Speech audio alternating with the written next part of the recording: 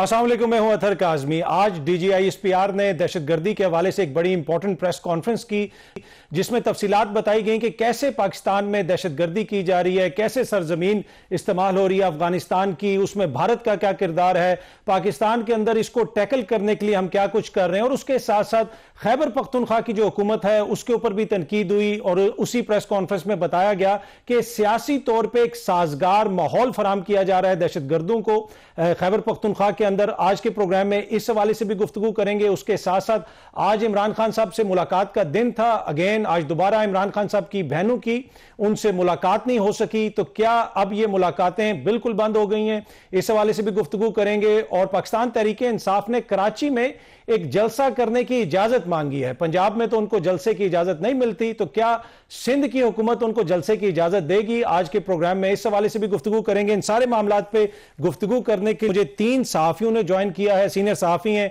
शिफा यूसुफजई साहिबा और नसरुल्लाह मलिक साहब और नजम वली साहब। आप तीनों का बहुत बहुत शुक्रिया। नसरुल्लाह मलिक साहब, मैं जरा आपसे शुरू करना चाहूंगा। आज आपने DGISPR साहब की प्रेस कॉन्फ्रेंस देखी होगी, उसमें दहशतगर्दी के हवाले से बहुत सारी तफसीलात बताई गई, कैसे अफगानिस्तान की सरजमीन हमारे खिलाफ इस्तेमाल हो रही है, और उसके साथ साथ इसका एक सियासी पहलू भी था कि किस तरीके से एक सूबे की हुकूमत लगता है ऐसे है कि वो मुकम्मल एफर्ट नहीं कर रही। तो ओवरऑल आप इस प्रेस कॉन्फ्रेंस को कैसे देखते हैं? शुक्रिया अतर साहब। देखिए, बुनियादी बात तो ये है, मैं समझता हूँ ये अफसोस का मुकाम है कि हमारे यहाँ फ़ौज के तर्जमान DGISPR को प्रेस कॉन्फ्रेंस बार बार करनी पड़ती है और कौम को ये बताना पड़ता है कि मुल्क को इस वक्त दहशतगर्दी का सामना है और दहशतगर्दी के ख़िलाफ़ पूरी कौम ने इकट्ठे होकर उसका मुकाबला करना है। यानी हमारे यहाँ अगर दहशतगर्दी को भी सियासत की नज़र कर दिया जाए और ये माहौल बना दिया जाए कि जनाब दहशतगर्दी अगर हो रही है तो उस पर हर सियासी जमात अपना अपना बयानिया बनाना शुरू कर दे, तो इस पर अफसोस ही किया जा सकता है। बड़ी तफसीली प्रेस कॉन्फ्रेंस थी उनकी आज। आप देखिए, मोर दैन 3 आवर्स अगर उनकी प्रेस कॉन्फ्रेंस हुई तो उसमें उन्होंने वो सारे हालात और वाक़यात सामने रखे और वो ऑपरेशन जो इस वक्त वहाँ पर इंटेलिजेंस बेस्ड किए जा रहे हैं उनकी तादाद भी सामने रखी, बलूचिस्तान की सूरत हाल को सामने रखी, और फिर ये बताया कि दहशतगर्दी कितना बड़ा हमारे लिए वहाँ मसला है और उसको हमने हैंडल कैसे करना है। और वहाँ की सूबाई हुकूमत जो है वो असम्बली के अंदर, असम्बली से बाहर इस किस्म का बयानिया बनाती है कि जनाब दहशतगर्दों के साथ मुज़ाकरात होने चाहिए। फिर उन्होंने ये भी बता दिया कि 2021 से इन लोगों के साथ बातचीत भी हुई, मुज़ाकरात के कई दौर हुए। दोहा के अंदर जो बातचीत हुई थी उसमें भी कहा गया था कि पाकिस्तान की सरजमीन जो है उसमें होने वाले जो वाक़यात हैं, इवन अफ़गानिस्तान की जो दहशतगर्दी वहाँ से आती है उसकी रोकथाम के लिए इक़दामात किए जाएंगे। फिर मॉस्को कॉन्फ्रेंस का जिक्र भी होता है अक्सर कि वहाँ पे भी तय पाया कि अफ़गानिस्तान की सरजमीन हमारे खिलाफ इस्तेमाल नहीं होगी, लेकिन तसलसल के साथ ये दहशतगर्दी के वाक़यात हो रहे हैं। अब उस पर यह कहा जाए कि जनाब नहीं जी, अमन जरगा होना चाहिए, मुज़ाकरात होने चाहिए, तो मैं समझता हूँ ये फ़ौज पाकिस्तान के लिए अब काबिल कबूल नहीं है, क्योंकि अगर उनके ऑफिसर्स, उनके जवान रोज़ाना शहादतें भी दें खैबर पख्तूनख्वा की मासूम बच्चों को, वहाँ के लोगों को बचाने के लिए, तो उसके बाद तनकीद भी सुने, तो ये अब बड़ा मुश्किल होगा। थोड़ा सा मैं अगर आपसे वाजी से भी अर्ज़ करूँ, जो आज बात करते हैं कि जनाब दहशतगर्दों से बातचीत होनी चाहिए, गुड तालिबान, बैड तालिबान, ये भी एक मामले को उलझाने की बात की जाती है। बैड तालिबान वो थे जो बंदूक उठाते हैं, गुड तालिबान वो थे जिन्होंने हमसे लड़ने से इनकार किया और बैड तालिबान के खिलाफ खड़े हुए। ये हमारी पॉलिसी थी, इसमें कोई दूसरी राय नहीं है। जो भी हमारे खिलाफ लड़ेगा और जो उसके खिलाफ लड़ेगा तो हम उसे जो है उसको रास्ता भी देंगे, हम समझेंगे ठीक है वो इस रास्ते से वापस आ गए हैं। लेकिन ये कहना कि जनाब मुज़ाकरात से मसला हल हो सकता है, ये स्वात आपको भी याद होगा, स्वात में तालिबान आ गए थे, तिमरगरा में तालिबान आ गए थे, दीर लोअर दीर सारे इलाकों में तालिबान आ गए थे। किसने निकाला था? फौजी ऑपरेशन के लिए आपने निकाला। और आज भी मैं आखिरी जुमला आपसे अर्ज कर दूं, बन्नू की सूरत हाल ये है कि बन्नू में तहरीक कलदम, तहरीक तालिबान के 2 ग्रुप कहते हैं, एक ग्रुप कहता है भत्ता मैं लूंगा, दूसरा ग्रुप कहता है भत्ता मैं लूंगा। ये सूबे की सूरत हाल है और उस सूबे की तरफ से अगर ये कहा जाएगा कि जनाब हम दहशतगर्दी के खिलाफ ऑपरेशन नहीं होने देंगे, डायलॉग किया जाए, मैं समझता हूँ फौज ने इस बारे में आज फिर वाजे किया है कि इस किस्म की बयानियाँ, इस किस्म के बयानात, इस किस्म की रुकावटें काबिल कबूल नहीं है। ठीक है। अच्छा नजम वली साहब, यहाँ पे एक क्वेश्चन ये भी उठता है कि ऑब्वियसली अफगानिस्तान के हवाले से दहाइयों पे मुहित हमारी एक पॉलिसी रही और ये जो तालिबान हैं, इनको तालिबान भी इसलिए कहा जाता है कि पाकिस्तानी मदरसों से ये पढ़ के गए थे। जिस तरह ये सारी मूवमेंट वहां पे 90s में शुरू हुई, वो हमारे सामने है। तो आपको लगता है कि जो ओवरऑल हमारी अफगान पॉलिसी थी, ये उसका फेलियर है, उसका निचोड़ हमें नजर आ रहा है, और कहीं ना कहीं अब इस चीज का हमें इदराक है? क्या इससे हम कुछ सीखेंगे या फिर कुछ सालों के बाद दोबारा मामलात ऐसे ही होंगे? देखें, ये बहुत आसान है अतर के हम ये कहें कि हमसे पहले ने जो कुछ किया था वो सारे का सारा गलत था, और अब हम जो कुछ करने जा रहे हैं वो सारे का सारा दुरुस्त है। हम सब जो भी फैसले करते हैं अपने हालातों वाकयात को देखकर और अपनी जरूरियात के मुताबिक करते हैं। पाकिस्तान की एस्टेब्लिशमेंट पहले भी फैसले करती आई, कुछ दुरुस्त भी हो सकते हैं, कुछ गलत भी हो सकते हैं, लेकिन एक बुनियादी बात हमें एक चीज का फर्क तो मलहूज रखना पड़ेगा कि अगर आपकी बात के मुताबिक कि ये हमारे ही तालिबान थे और जामिया हकानी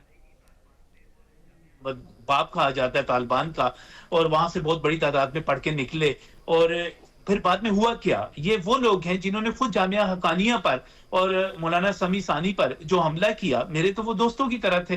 फिर आप ये देखिए कि जो लोग इनके बहुत ज्यादा हमायती बनते हैं इस वक्त भी, हम जिन लोगों को देखते हैं, जमीयत उलमा इस्लाम है, देवबंदी मकतब फिक्र है, मौलाना फजल रहमान है, अब भी उनका मुकदमा लड़ते हैं, तो क्या वो सबसे ज्यादा इनके ऊपर हमले नहीं करते? क्या सबसे बड़ा टारगेट इस वक्त भी मौलाना फजल रहमान नहीं है? तो जो लोग उससे आगे बढ़ते हुए मुझे माजी की बात हम फिर करेंगे, जरूर करेंगे, मैं उसको बात करूंगा उसके ऊपर कि हमने क्या किया क्या नहीं किया, लेकिन अब ये देखिए मौजूदा सूरत हाल में जो लोग हमारे फौजियों को मार रहे हैं, जो लोग हमारे बच्चों को मार रहे हैं, जो हमारे तालीमी इदारों पर हमले कर रहे हैं, जो लोग हमारे बनू कैंट का देख लीजिए, जाफर एक्सप्रेस को देख लीजिए, आप कोयटा के रेलवे स्टेशन वाला वाकया देख लीजिए, जो लोग बाज ही नहीं आ रहे हैं सर, जिनको हम बार बार हमसे उनसे रिक्वेस्ट करते रहे, हमने उसमें तुर्किया को डाला, हमने उसमें कतर को डाला, हमने उसमें सऊदी अरब को डाला, हमने चीन से रिक्वेस्ट की कि आप आकर इसमें बात करें। हम क्या कहते क्या है कि अपनी सरजमीन को दहशतगर्दी के लिए इस्तेमाल ना होने दो। अब अगर वो हमारे बच्चों को मारें तो हम उनसे मुज़ाकरात करेंगे, हम उनसे बात करेंगे। देखिए इस वक्त तो पॉलिसी एक ही है, और वो पूरी कौम की पॉलिसी होनी चाहिए कि हमने अपने बच्चों के कातलों, हमने अपने भाइयों, अपने बेटों के कातलों को माफ नहीं करना, हमने उनका मुकाबला करना है, हमने उन्हें रास्ता नहीं देना। तो ये तो बड़ी सिंपल है। इस पर अगर हम इबाम पैदा करेंगे तो मेरा ख्याल है कि हम अपनी कौम की खिदमत नहीं कर रहे, और हम जो है जानबूझकर दहशतगर्दों को रास्ता दे रहे हैं। मैं नहीं समझता कि हमें माजी की बातें करके या खुद अपने ऊपर इस वक्त हमले करके हमें दहशतगर्दों को रास्ता देना चाहिए। उनको एक उनकी सहूलत कारी करनी चाहिए। उनको कोई इस वक्त सबसे बड़ा मसला क्या है? हमारी कौम का मसला ये है कि हम उनको फिक्री और नजरियाती सपोर्ट फराहम करते हैं उन लोगों को जो हमारे बच्चों को मार रहे हैं, और हम जो हैं उनको एक फिक्री मुगालते पैदा करके उनको जवाब देते हैं। इसमें से हमारे बहुत सारे लोग फिर उनके हामी बनते हैं और हमारी कौम तकसीम होती है। मेरा नहीं ख्याल कि हमें ये काम करना चाहिए। ठीक है, ठीक है। अच्छा शिफा, खैबर पख्तूनख्वा सबसे ज्यादा मुतासिर है, और आज भी प्रेस कॉन्फ्रेंस में बहुत सारे अदाद शुमार भी पेश किए गए, और उसके साथ सोहेल आफरीदी साहब के क्लिप्स भी चलाए गए, और इवन के असद कैसर साहब की तकरीर का एक हिस्सा भी चलाया गया जो उन्होंने कौमी असम्बली में की थी। तो आपको लगता है कि जिस तरीके से खैबर पख्तूनख्वा की हुकूमत कंडक्ट कर रही है और ऑपरेशन की मसलसल मुखालफत कर रही है, तो ये जायज तनकीद है उनके ऊपर?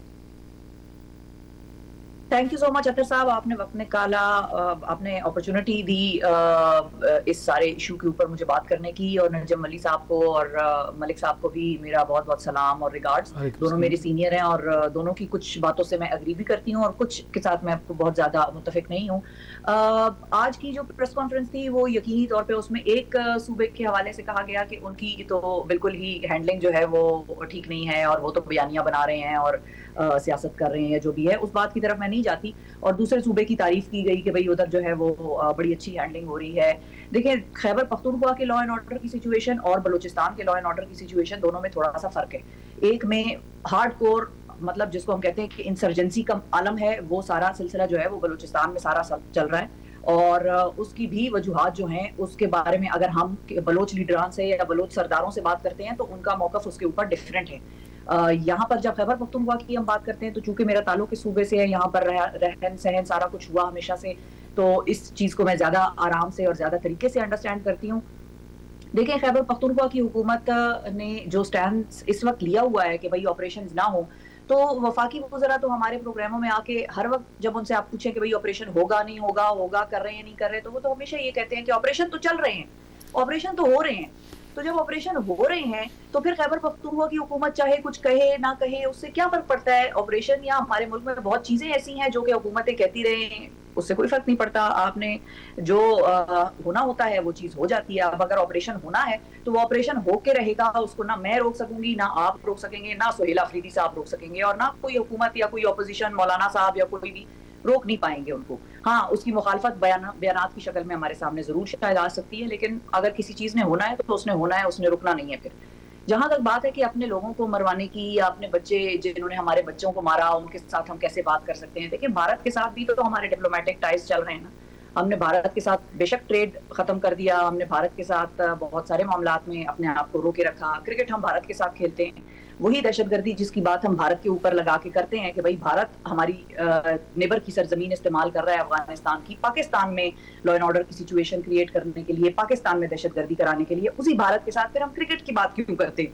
क्यों हम इतना बड़ा दिल दिखा देते हैं कि भाई नहीं, क्रिकेट में स्पोर्ट्स में सियासत नहीं होनी चाहिए। जब स्पोर्ट्स में सियासत नहीं होनी चाहिए तो फिर हमें अपने भी कुछ ख्यालात को स्ट्रीमलाइन करने की जरूरत है। हम अपने नेबर्स नहीं बदल सकते जब हम ये कहते हैं और भारत के साथ हम अच्छा ताल्लुक बनाने की या रखने की सोच रखते हैं कि भाई भारत के साथ हम फुल जंग नहीं चाहते। हमने देखा कि हमने भारत के 5 जहाज गिराए और उसके बाद फिर जंग रुकी ना। वो तो ट्रंप साहब फिर बहरहाल कहते हैं कि भाई मैंने रुकवाई, लेकिन जितनी बार ट्रंप साहब कहते हैं कि मैंने रुकवाई, उतनी बार इंडिया उसका रिबटल करता है कि नहीं भाई आप झूठ बोल रहे हैं, आपने नहीं रुकवाई। तो बहरहाल वो तो खैर एक अलग कहानी की तरफ मैं निकल जाऊंगी, लेकिन उस जंग के रुकने के बाद भी बात कहाँ आकर रुकेगी? बात के ऊपर बात रुकेगी।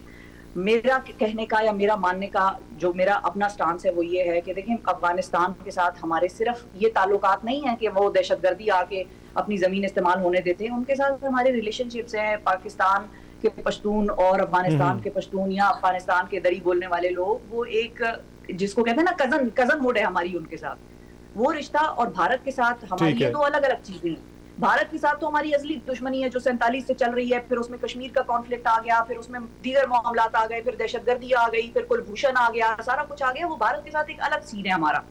अफगानिस्तान के लोगों को हमने अपने मुल्क में आने दिया, हमने उनको पनाह दी, हमने उनके साथ एक ऐसा ताल्लुक रखा कि जिसको हम आज भी दुनिया में बड़ा हम प्राउडली कहते हैं कि भाई हमने उनको रेफ्यूजीज को रखा।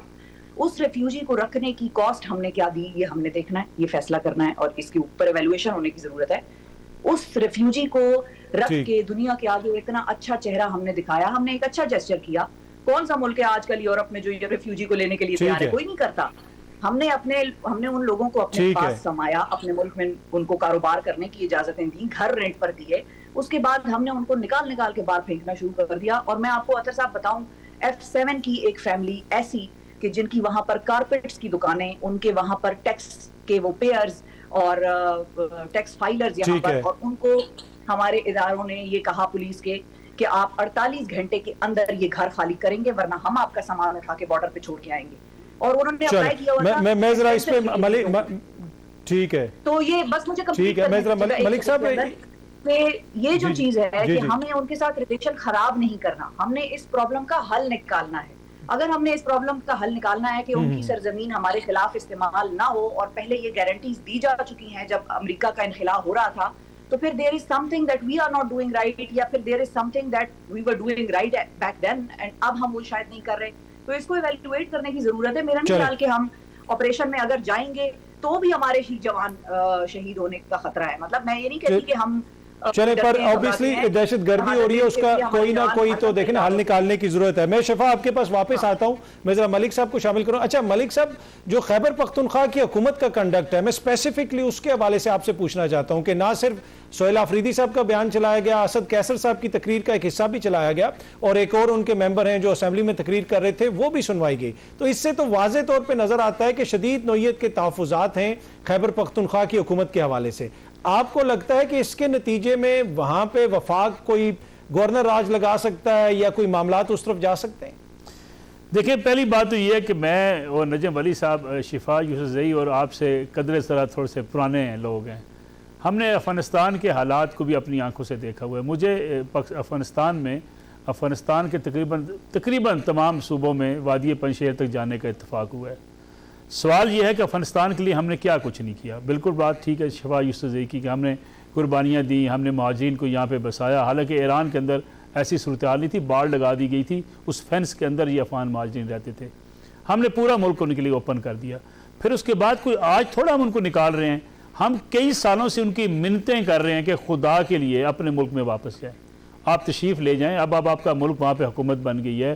पहले जब अशरफ गनी साहब की हुकूमत बनी, हामिद करज़ई साहब की हुकूमत बनी, उन्होंने कहा नहीं जी वहाँ पे उस वक्त जो है अमेरिकन हैं, अब अमेरिकन भी चले गए, तालिबान की हुकूमत है, आप अपने मुल्क में वापस चले जाएँ।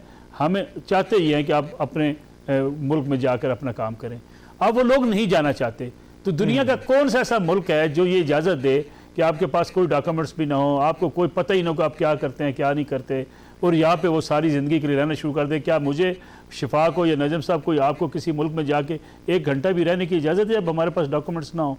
तो मेरे ख्याल में इस पर तो रियासती पॉलिसी या हम सबकी पॉलिसी। साहब यहाँ पे माजरत के साथ नसरुल्लाह साहब, मैं तो जिस फैमिली की बात कर रही हूँ वो तो यहाँ पर जॉब, नौकरियां, उनके बच्चों की शादियां यहाँ हुई, वो तो डॉक्यूमेंटेड अफगान। मैं अर्ज कर रहा हूँ, उन्होंने बाहर फेंका, 48 घंटे का मोहलत दी, उन्होंने कहा आप निकल जाएं। उनकी करोड़ों की कारपेट्स का वो बिजनेस करते थे, उनकी करोड़ों की कारपेट्स उन्होंने कौड़ियों के दामों हमारे पाकिस्तानियों को वो दे के गए कि यार रख लो थोड़े अरसे के लिए। मैं आपके स्पेसिफिक केस आप जिस केस का आप जिक्र करें शायद मेरी मालूमात उस बारे में नहीं है, लेकिन मसला ये है कि बहुत से लोगों ने यहाँ डॉक्यूमेंट्स बना लिए, कागजात बना लिए, जब उनको वेरीफाई किया गया तो डॉक्यूमेंट्स ठीक नहीं थे। यानी पाकिस्तान में आकर उन्होंने कई लोगों ने शनाख्ती कार्ड बनवा लिए, पासपोर्ट बना लिए, और हमारे ऊपर जो बैन लगे हैं दुबई के और गल्फ ममालिक के अंदर, अतर साहब बहुत से उसकी वजूहत, उसमें से एक वजह यह भी है कि उन्होंने ये एतराज़ उठाया कि आपके मुल्क से लोग पासपोर्ट बना के यहाँ आ जाते हैं। दूसरा मसला यह खैबर पख्तूनख्वा जिसका आपने जिक्र किया, सवाल ये पैदा होता है कि ये दहशत गर्दी क्या PTI के खिलाफ है? ये तो खैबर पख्तूनख्वा के अवाम और पाकिस्तान के खिलाफ है। ये पाकिस्तान के बच्चे जो खैबर पख्तूनख्वा में इनका निशाना बनते हैं। अब उस पर पाकिस्तान तहरीक इंसाफ को भी पता है, सुहेल आफरीदी साहब को भी पता है, अली मीन गंडापुर साहब को भी पता है, इवन इमरान खान साहब को भी पता है कि ये दहशत गर्दी कितना बड़ा चैलेंज है। आपको याद होगा इमरान खान साहब ड्रोन हमलों के लिए जब एहतजाज करने वज़ीरिस्तान जा रहे थे तो उस वक्त भी भत्ता दिया गया था तालिबान को कि हमें यहाँ पे पॉलिटिकल मूवमेंट करने की इजाज़त दी जाए। ये इतना बड़ा चैलेंज बनी आपके लिए, आज से नहीं बनी। अफगानिस्तान की जंग में जो भी माजी में हमने हिस्सा लिया, जिस तरीके से हम गए, उसके बाद से हमारे गले में यह फंसी हुई है और हम इनसे बार बार मुज़ाकरात कर इसमें मलिक साहब इसके नतीजे में गवर्नर राज, देखिए मैं वही उसी तरफ में आ रहा हूँ, मैं उसी तरफ आ रहा हूँ कि अगर खैबर पख्तूनख्वा की हुकूमत ने ये बिहेव ना किया, क्योंकि दहशत गर्दी एक ऐसा चैलेंज है जो पाकिस्तान के लिए चैलेंज है, ना वहाँ तरक्की हो सकती है, ना वहाँ डेवलपमेंट हो सकती है। मौलाना फजल रहमान एक दफ़ा मिले थे चीनी वफद से, उन्होंने कहा था मौलाना आप वहाँ पे पीस ला के दिखा दें, वहाँ अमन अमान की सूरत हाल बेहतर हो जाए, हम CPEC के और बाकी मनसूबे वहाँ भी शुरू करने को तैयार हैं। सवाल ये है कि अगर वहाँ की हुकूमत इसी तरीके से लड़ती रही, ये बयानियाँ बनाती रही, शिफा की बात दुरुस्त है कि आप रोक नहीं सकेंगे, लेकिन आप एक बयानियाँ बनाते हैं, लोग उससे मुतासर होते हैं। मुझे पेशावर में कई लोग मिले हैं कि दहशत गर्दों से जो है वो मुज़ाकरात करने चाहिए, कोई बात नहीं, तालिबान से मुज़ाकरात करने चाहिए। कई लोग कहते हैं फ़लाँ तालिबान को पेशावर में आ जाना चाहिए। जब ये आप बयानियाँ बनाते हैं जिसका मतलब है आप रियासत को डाउन कर रहे होते हैं। तो मेरा ख्याल है कि ये अगर मामलात बिगड़ गए, सुहेल आफरीदी साहब की हुकूमत के लिए अच्छा नहीं हो सकता, हालात उस तरफ अगर चले गए। लेकिन लग ये रहा है कि ये बयानबाजी अब रुकेगी कहीं ना कहीं जाके। चले मैं एक छोटी सी ब्रेक लेता हूं जी, ब्रेक से आएंगे तो यहीं से गुफ्तगू के सिलसिले को आगे बढ़ाएंगे।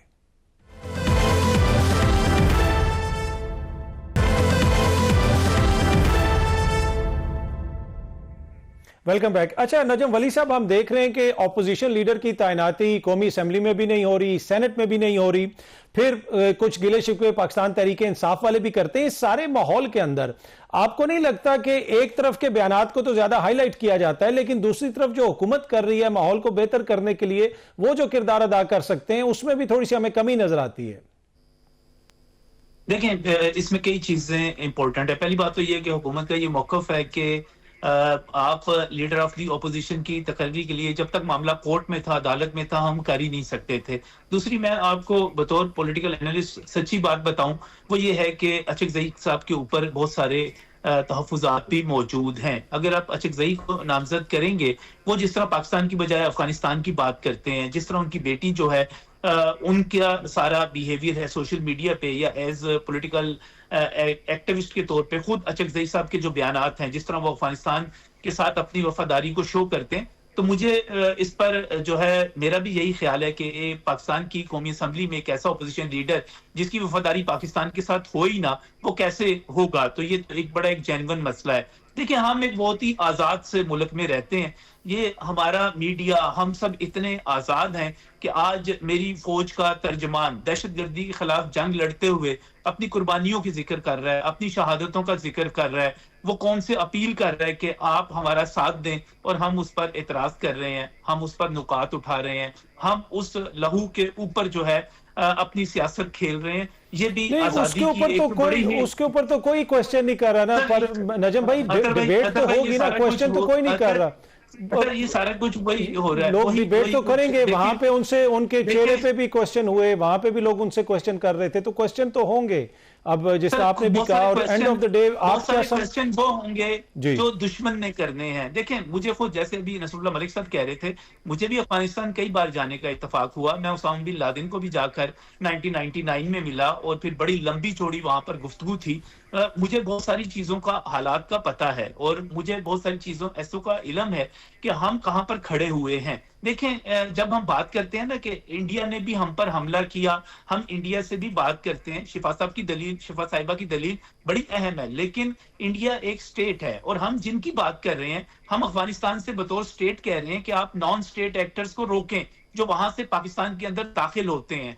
देखिए, जब तक मैं वहां पर कोई आर्गूमेंट नहीं लूंगा, जब तक दहशतगर्दी होती रहेगी, वहां पर हमें आर्गूमेंट लेने ही नहीं चाहिए और हमें आगे बढ़ना चाहिए। जब तक हम बुनियादी, देखिए कुछ चीजें ऐसी हैं, तक हमें पाकिस्तान का दिफा, पाकिस्तान की फौज, पाकिस्तान की इकोनॉमी, पाकिस्तान का एटमी प्रोग्राम, या हमारा कश्मीर का मसला, हमें कम से कम उनके ऊपर तो सवाल नहीं उठाने चाहिए। ये सवाल भारतीय उठाएं, ये सवाल जो है इजरायली उठाएं, ये सवाल जो है हमारे दुश्मन उठाएं, तो बनता है।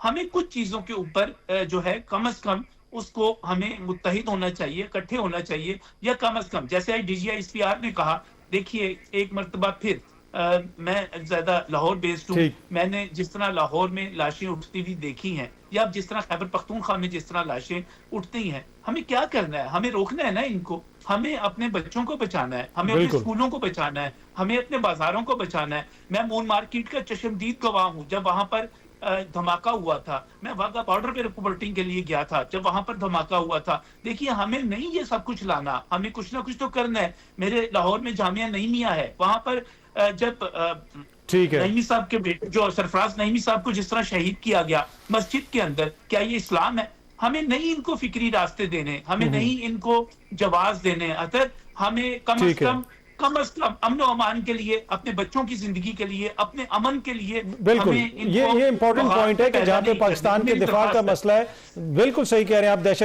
दहशतगर्दी का जो मामला है, इसके ऊपर एक आवाज जाना बहुत ज्यादा जरूरी है। बिल्कुल, आई एग्री विद यू। अच्छा शिफा, इसमें देखें एक और चीज भी है जहां पे हम बात करते हैं कि हुकूमत का क्या कंडक्ट है, अपोजिशन का क्या कंडक्ट है।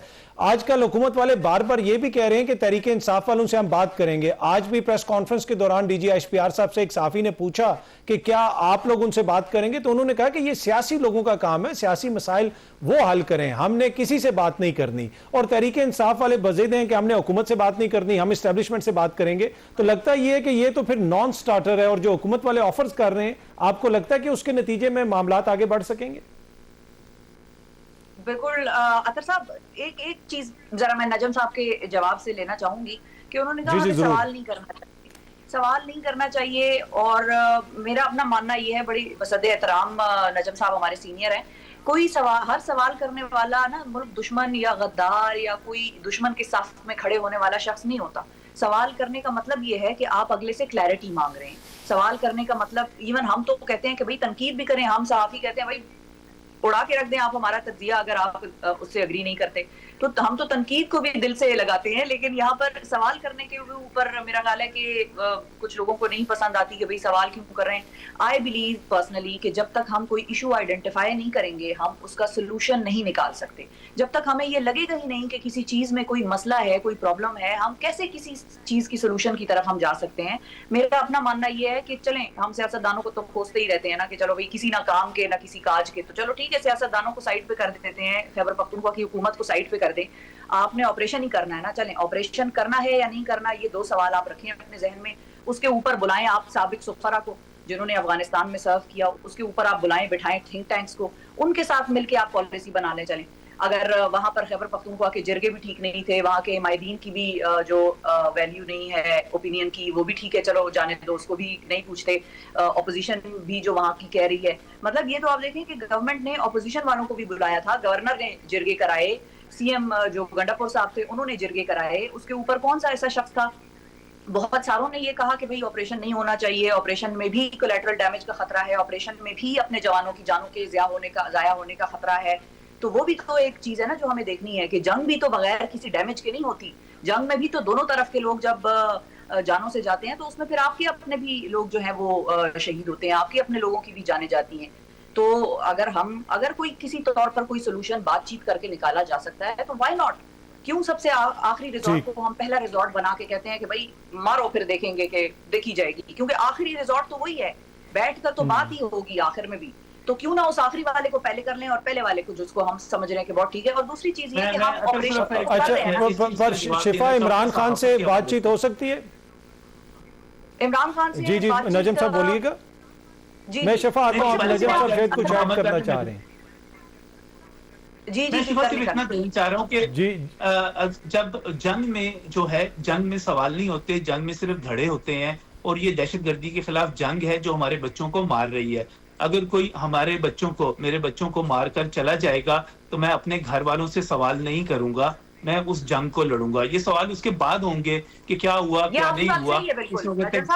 इस वक्त जंग एग्रीमेंट पे हूँ मैं आपकी बात से डिसएग्री नहीं कर रही, लेकिन मैं ये कह रही हूँ कि अगर मेरे घर के ऊपर ही 500 दफा एक चोर आके डकैती करके चला जाता है तो फिर मुझसे भी सवाल होगा ना कि भाई क्यों तुम्हारे ही घर में आके लोग डकैती करके चले जाते हैं।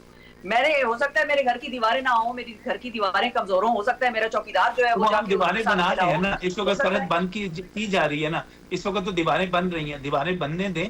हर रियासत अपने दिफा का हक रखती है। दुनिया के किसी मुल्क में भी, दुनिया के किसी मुल्क में भी ऐसा नहीं होता कि बगैर डॉक्यूमेंट्स के जाके रहे। मैं आपको हाइपोथेटिकल दे रही थी।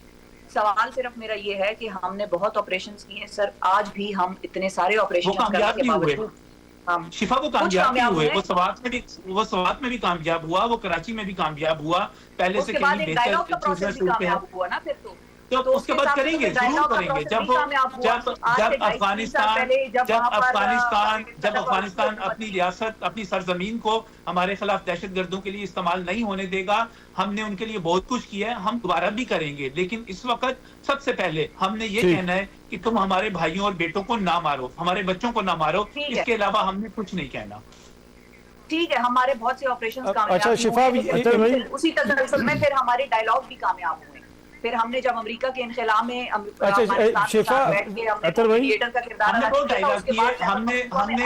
मलिक साहब आता हूँ आपके पास। शिफा, हम पिछले 3 बरस से अफगानिस्तान से रिक्वेस्ट कर रहे हैं, हम उस डायलॉग के लिए तुर्की के पास गए, हम उस डायलॉग के लिए कतर के पास गए, हम उस डायलॉग के लिए सऊदी अरब के पास गए, हम उस डायलॉग के लिए चीन के पास गए। हमने कितने डायलॉग किए, हमने बार बार रिक्वेस्ट की, हमने यहाँ से वफूद भेजे, हमने मौलाना फजल रहमान को यहाँ से भेजा, हमने यहाँ से अपने उलमाए कराम को भेजा, जाके वहाँ पे दरखास्तें की, खुदा के लिए यहाँ पर हमला करो। मुझे जरा ब्रेक लेनी है। चलें, मैं जरा ब्रेक ले लूं, ब्रेक से वापस आते हैं तो यहीं से गुफ्तगू के सिलसिले का आगे लेके चलेंगे। उसमें एक इंपॉर्टेंट क्वेश्चन ये भी है कि क्या इसमें कोई हमारी सफारती नाकामी भी है, क्योंकि अफगानिस्तान तो वो मुल्क था कि जिसको कोई भी सपोर्ट नहीं कर रहा था, पाकिस्तान ने तो काफी ज्यादा उसको सपोर्ट किया, तो क्या वजह है कि आज जाके वो हमारे दुश्मन के साथ बैठ गए? इस पर भी बात करेंगे। और इंपॉर्टेंट क्वेश्चन वो है कि क्या अभी भी इमरान खान साहब या उनकी जमात से कोई बात हो सकती है? इस पर गुफ्तगू करते हैं एक छोटी सी ब्रेक के बाद।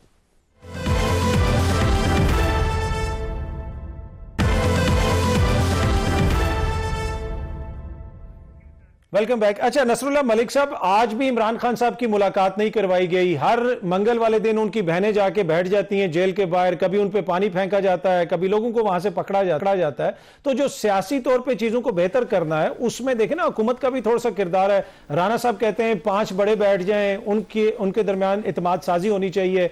दूसरी तरफ आप एट द सेम टाइम उनको मुल्क दुश्मन भी करार दे रहे हैं, तो ये मामला आगे बढ़ेगा कैसे?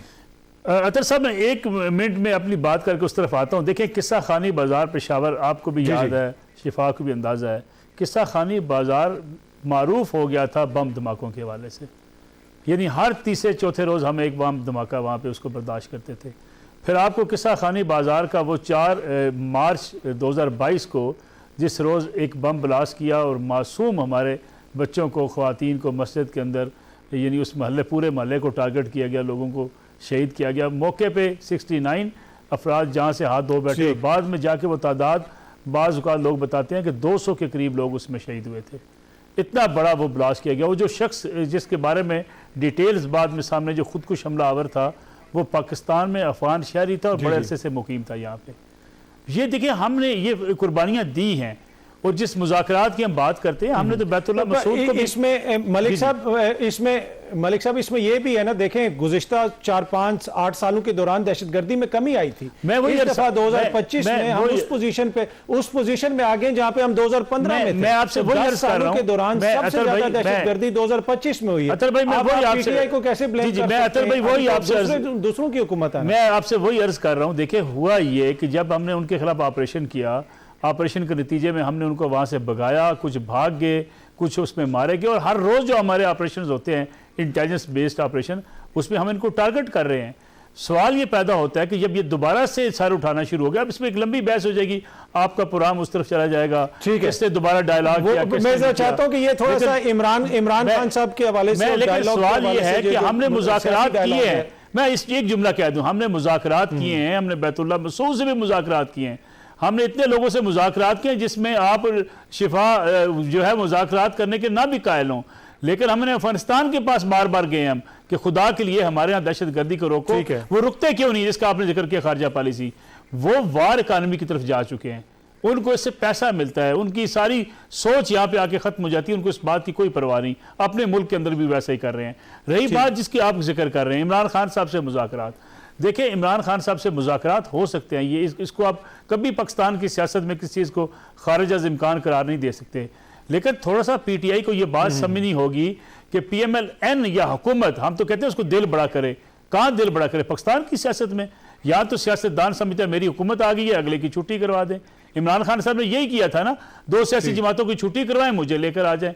हुकूमत बेनिफिशरी है।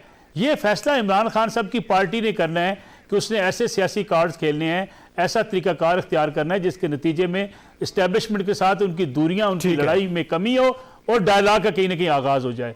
लेकिन तहरीक इंसाफ में कुछ जो उस तरफ जाने नहीं देती। मैं जरा वक्त की कमी है, मैं जरा नजम भाई को भी शामिल करना चाहता हूं। अच्छा नजम साहब, ये मुलाकातों का सिलसिला रुका हुआ है, अब सोहेल अफरीदी साहब कराची भी जा रहे हैं, वो जलसा भी करना चाहते हैं। आपको नहीं लगता कि कुछ सियासी लोगों की मुलाकातें हो जाएं तो थोड़ा सा सियासी माहौल बेहतर हो जाएगा?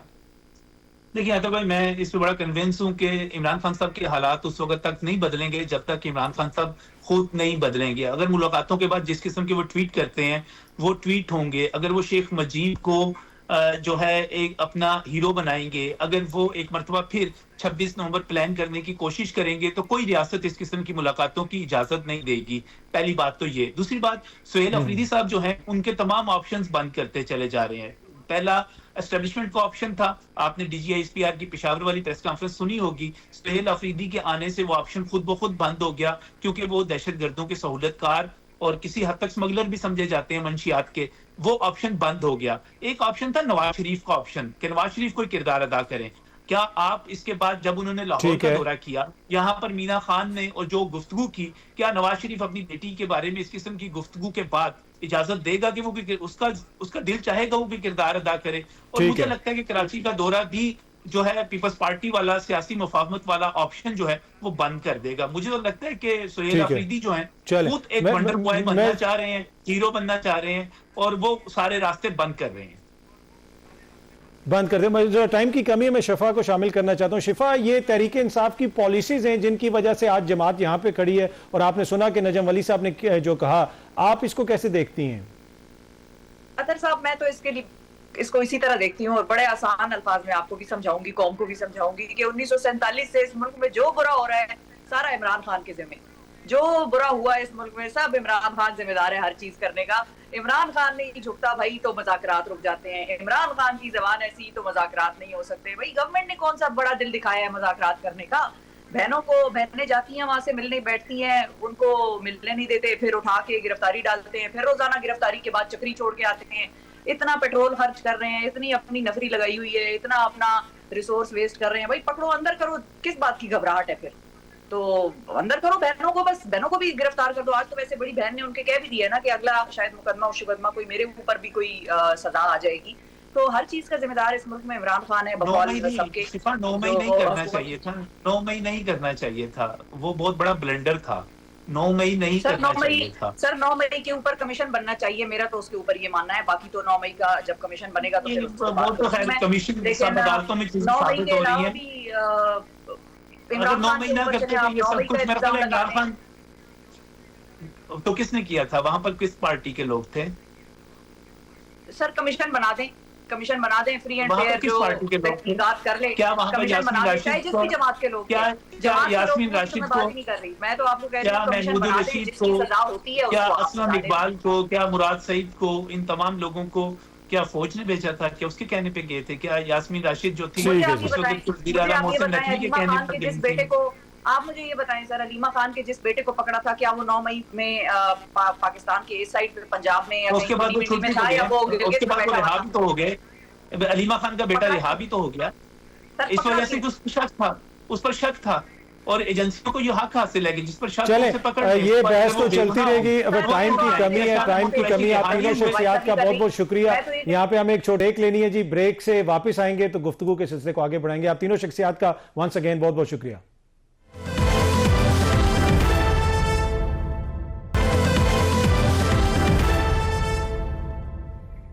वेलकम बैक जी। इसमें कोई शक नहीं, दहशतगर्दी के खिलाफ जो जंग है ये हम सब की जंग है। इसमें हम सब को एक मौकिफ लेना चाहिए। जो भी दहशतगर्दी कर रहा है वो पाकिस्तान का दुश्मन है, जो हमारे बच्चों पे हमले कर रहे हैं, हमारी फोर्सेस पे हमले कर रहे हैं, हमारी शहरियों पे हमले कर रहे हैं। इसमें कोई सियासी कंफ्यूजन नहीं होनी चाहिए। इसके ऊपर एक मौकिफ बहुत ज्यादा जरूरी है। प्रोग्राम देखने का बहुत शुक्रिया। कल आपसे दोबारा मुलाकात होगी। Thank you very much.